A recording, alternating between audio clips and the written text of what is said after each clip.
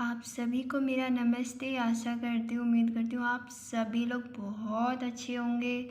और आज का जो मेरा टॉपिक है वो है भारतीय संवैधानिक विकास की जो है पृष्ठभूमि। हमारे भारत का जो संविधान है वो एक दिन की या एक साल की देन नहीं है। इसको बनाने में जो है एक ऐतिहासिक नींव की जो ज़रूरत पड़ी, वो एक काफ़ी लंबा समय था जिसमें हमारा देश जो है ब्रिटिश ईस्ट इंडिया कंपनी का जो है ग़ुलाम हुआ।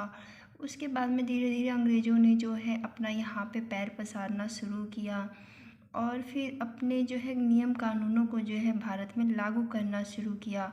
तो उन्हीं नियम कानूनों में से जो है कई सारे ऐसे नियम कानून हैं जो हमारा देश जब 1947 में आज़ाद हुआ था, और जब हमारा देश जो है आज़ाद होने के बाद उसको एक अपने कानून, अपने संविधान की ज़रूरत पड़ी थी जिससे वह स्वतंत्र रूप से अपने कार्य कर सके। तो उसी ऐतिहासिक क्रम के अनुसार जो अंग्रेज़ों के कानून में बनाए गए कुछ ऐसे नियम कानून थे जो कई सारे जो है हमारे भारतीय संविधान में जो है संग्रहित किए गए। तो भारतीय संविधान की जो नींव पड़ी थी वो जो है इसका कालक्रम जो है 5 खंडों में था। जैसा कि अब मैंने कुछ क्वेश्चंस भी इसमें तैयार किए जो हर एग्ज़ाम के लिए पूछे जाते हैं। इसमें से जो है क्वेश्चंस में भारतीय संविधान हमारा कब लागू हुआ था, तो ये 1950 26 जनवरी को जो है लागू हुआ था।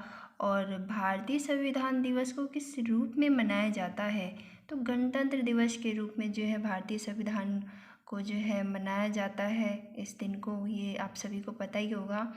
और भारतीय संवैधानिक विकास का कालक्रम कब से प्रारंभ हुआ, तो जब भारत में ब्रिटिश ईस्ट इंडिया कंपनी का आगमन हुआ था 1600 ईस्वी से जो है, तभी से जो है भारतीय संवैधानिक विकास का जो है कालक्रम का जो है प्रारंभ माना जाता है। और इंग्लैंड में ईस्ट इंडिया कंपनी की स्थापना कब हुई थी, तो वर्ष जो है 1600 ईस्वी में जो है इंग्लैंड में जो ब्रिटिश ईस्ट इंडिया कंपनी की स्थापना हुई थी। भारत में संवैधानिक विकास को कितने कालक्रम में बांटा जाता है, तो भारत के संवैधानिक विकास क्रम को 5 भागों में क्रमिक विकास में जो है बांटा गया है। तो फर्स्ट ऑफ ऑल पहला है 1600 ईस्वी से लेके 1765 तक, ये कालक्रम था अंग्रेज़ों का जो है भारत में आगमन, मतलब भारत में इनका आना। और दूसरा जो कालक्रम है इनका 1765 से 1858, ये कालक्रम था ब्रिटिश साम्राज्य की स्थापना का। और तीसरा जो था 1858 से 1919, ये कंपनी शासन का अंत था। और 1919 से जो है 1947 स्वशासन का आरंभ। और 1947 से 1950 संविधान की संरचना।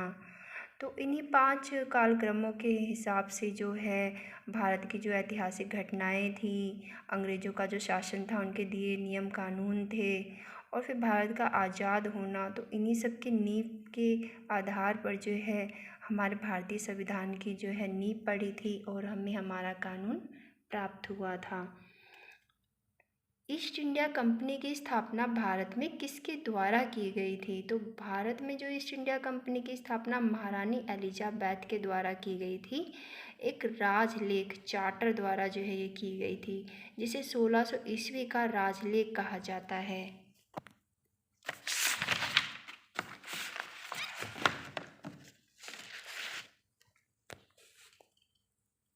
ईस्ट इंडिया कंपनी के प्रबंधक की स्थापना के बाद किस लेख द्वारा ईस्ट इंडिया कंपनी को पूर्वी देशों से व्यापार करने का अधिकार प्रदान किया गया था, तो ईस्ट इंडिया कंपनी में ऐसा कौन सा लेख बनाया गया था, कानून बनाया गया था जिसके द्वारा ईस्ट इंडिया कंपनी को पूर्वी देशों से जो है व्यापार करने का अधिकार दे दिया गया था, तो ये था 1600 ईस्वी का राजलेख।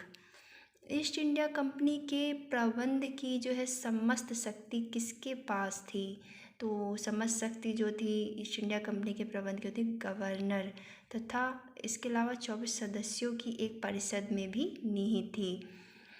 ईस्ट इंडिया कंपनी का सर्वप्रथम व्यापारिक केंद्र कौन सा था? तो भारत में ईस्ट इंडिया कंपनी का जो सर्वप्रथम व्यापारिक केंद्र था वो था सूरत। ईस्ट इंडिया कंपनी को सर्वप्रथम कारखाना स्थापित जो है करने की अनुमति सूरत में किस मुग़ल बादशाह द्वारा जो है दी गई थी? तो ये मुग़ल बादशाह थे जहांगीर द्वारा जो इनको अनुमति दी गई थी कि हाँ अपनी जो है कंपनी स्थापना सूरत में कर सकते हैं।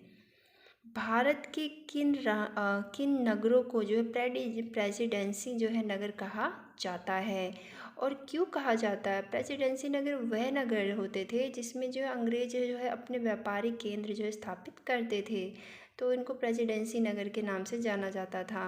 तो भारत के जो है जो वो शहर थे बम्बई, मद्रास और कोलकाता, ये जो अंग्रेज़ों के प्रेसिडेंसी नगर हुआ करते थे जहाँ से ये अपना व्यापार जो है किया करते थे। ईस्ट इंडिया कंपनी के व्यापारिक केंद्र जो